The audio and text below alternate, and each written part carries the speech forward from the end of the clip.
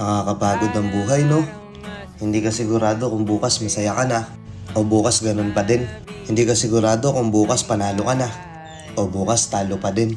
Kakatapos lang ng isang problema, may naka-ready na agad na isa pa. Tapos minsan parang bawal kang maging masaya. Every time na lang na nakakaramdam ka ng biglaang saya, parang nauudlot. To the point na natatakot ka ng maging masaya ulit.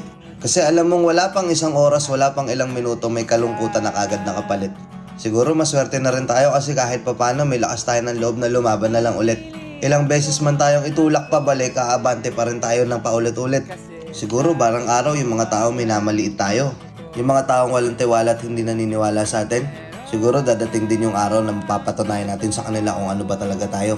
Na kaya din natin silang lampasan. Kaya din natin silang sabayan. Alam ko napapagod ka na. Alam ko ikaw tong tinutukoy ko na to. Pero wag kang susuko ha. Let's go.